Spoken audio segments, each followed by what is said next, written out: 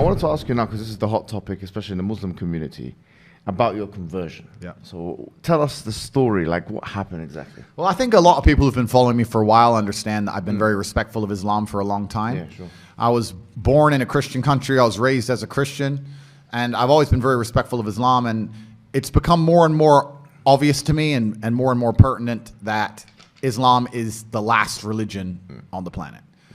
When I talk about Islam, because I'm new to it, Yeah. I'm a little bit careful, right? Because I'm new to it. I'm certainly not a scholar. There's so much I need to learn. I know I'm on a learning journey. I'm not here to sit here and talk scripture. I don't know those things yet. I'm here to learn. Yeah. But And we're here at your assistance. thank you, bro. Thank you. Honestly. Thank you. Yeah. But it's just, for me, it feels like the last religion on earth. I feel like there's no other religion. People say to me, why did you convert? And I said, I don't really feel it as a conversion. It's almost like I knew God was real, and now I've become religious. And they say, well, you were religious before. I was like, religious before how? Christian? What does Christian mean? Like, who's not a Christian? You go to Christian nations, and everyone says they're a Christian. Look how they live their lives. Go into the average church. Is anyone actually fearful of God? Anybody? No. The girls are out on Saturday night drinking, and they turn up to church because their parents made them. Like, there's no substance to the religion. And also, Islam very closely reflects my personal beliefs.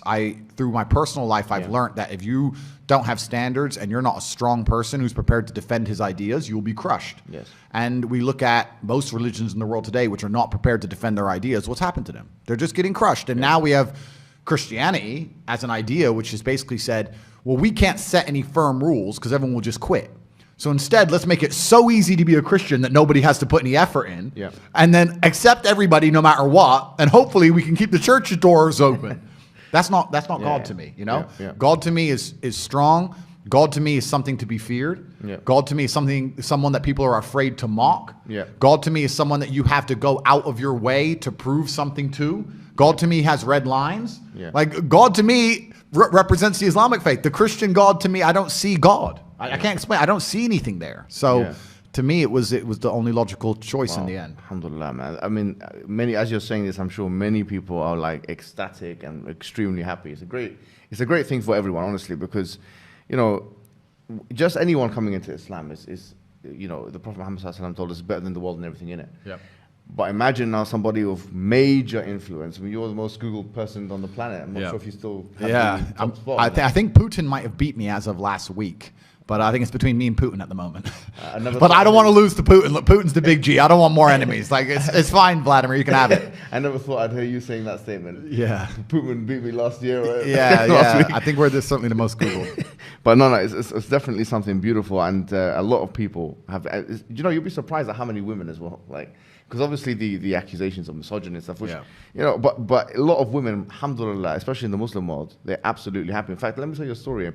Just before I came here today, one particular woman, I can't reveal her identity, but she's working as a school teacher in London. And actually, my friend told me that she was kicked out of school because they had this campaign against you in the schools. I'm not sure if you're aware of this. I've seen, this was part of the cancellation. I did know about this. Yeah. So in British schools, they said, you know, if you say anything good about this person, or you have to be reported or prevent and and if you say anything, you know, you have to kind of combat his extremism or whatever it may be, right? So because when you became Muslim, she abstained from doing that. She said, I can't really do that because you know, Islamic laws and it's backbiting and it's got honor in Islam and so on. And unfortunately, they fired her from the position. Wow. So you can see that this is the level of encroachment we're talking about here. So, and this shows you that the level of fraternity that exists, and not only the fact that, you know, when you're looking at Twitter or whatever social media, it's not a representation of what's really happening on the ground. Of course. And I mean, that's crazy to hear. And what's most crazy is, the fervor behind this idea that I'm somehow extremist is truly clown world.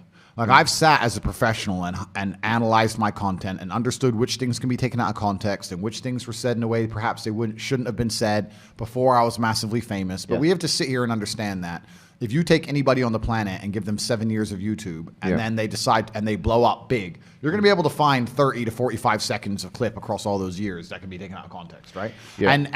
And it's truly crazy because they sit and say, oh yeah, but you know, the young boys are watching your stuff and they don't truly understand all of it, and there's nuance that's missing.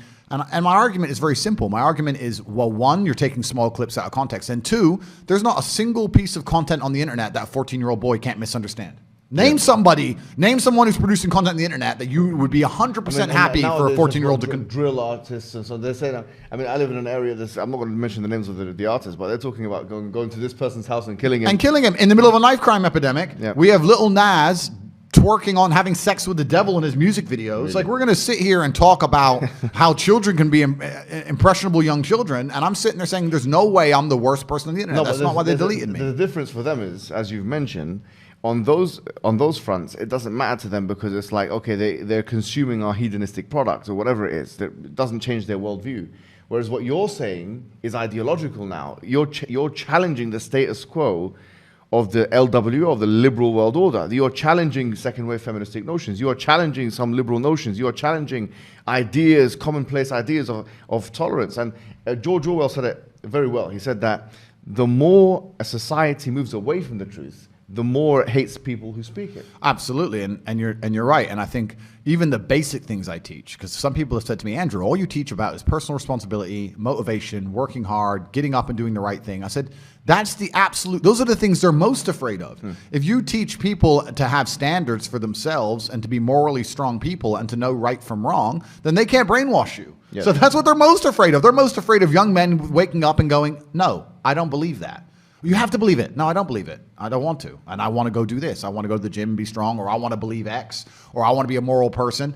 They genuinely have a problem with baseline morality. Yes. Yeah. Understand? When some people recognize when I converted to Islam that there was a time I was an atheist. There was a time when I was atheistic.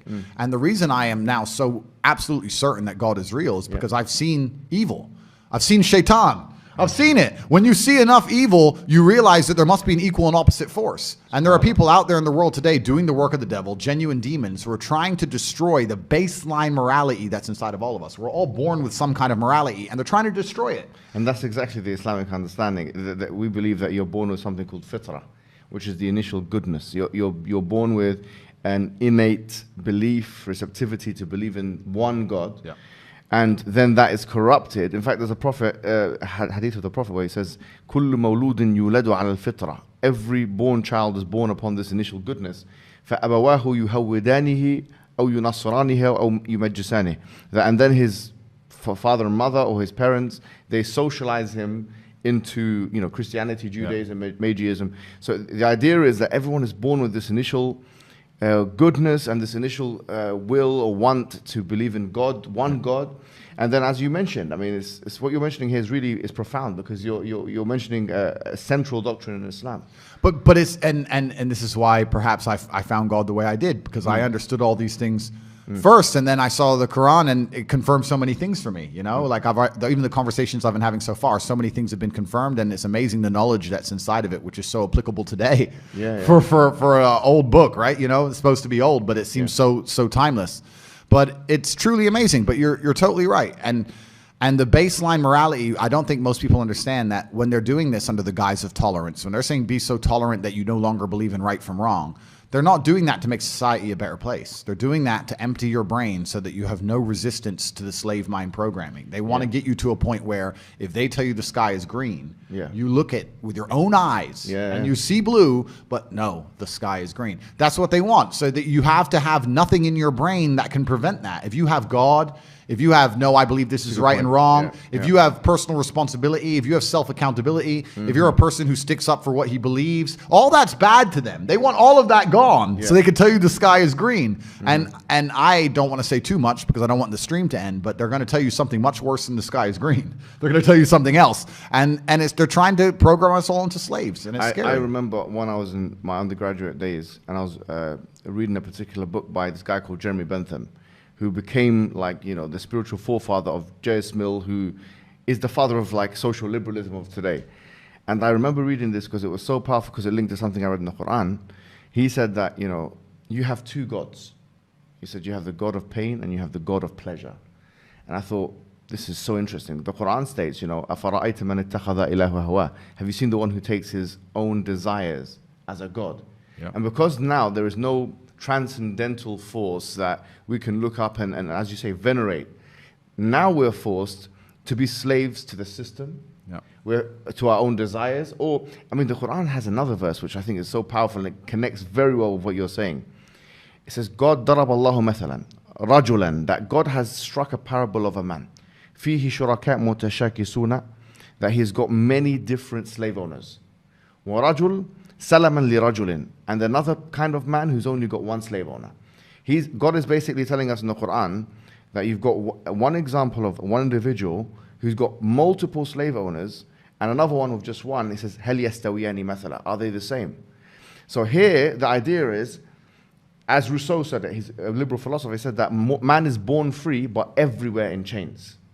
This is the order, because if you don't have that God to worship, then you're going to end up having to worship to everything else. And the whole part of the Shahada which you took, which is Ashhadu an la ilaha illallah, Ashhadu anna Muhammad Rasulullah, the true meaning of that, La ilaha illallah, is that there is no God worthy of worship except for one God. Yep. Which means that your desires or the system or these people that want to control us, the problem is they're not worthy of worship. The only one worthy of our subordination and submission is the creator of the heavens and the earth. There's no one else. I agree, and I completely agree, and I've agreed with this for the longest time. You know, I've never been to like a music concert, and people ask me why, and I said, I just look at it and I feel embarrassed. I look at someone up on a stage dancing around, and I look at hundreds of thousands of peasants in the crowd, just yeah. I'm like, it's I feel cringe. It's like secondhand embarrassment when I see these festivals and everyone's losing their mind, or these music concerts. I genuinely feel embarrassed for the people who go, because to me that is a form of worship. Like, you can listen to the music at home for free. You don't have to wait in that line and stand out in the cold. Like, I don't know. Perhaps it was a bit extreme, but I've always known that they're trying to give us false idols to some degree. And when I speak to atheists, they go, oh, I don't believe in God. But they've signed up so hard to the liberal woke agenda. They're as religious as anybody, but they're just believing in the wrong things. They're believing in degeneracy, and they're believing in the work of the devil. So humans always need something to believe in. And it's a great thing you said about your own desires. It's like, one guy I was talking to since my conversion says, it's interesting that somebody with everything, all the Western world, everything somebody could want, has now converted. And I said, yeah, because even before my conversion, I understood that hedonism is a black hole, and you can never fill it. You're never going to be able to have enough girls to be happy with girls. You're never going to be able to have enough money to be happy with money. You're never going to be able to, drink enough to be happy with drinking. Like, it's a black hole, and you can pour endless things down it, but you'll never fill it up. And you need to have some degree of self-restraint. And I've always been a very disciplined person. I've never made mistakes. But certainly, the higher power is going to give you more satisfaction in your heart than endless insanity.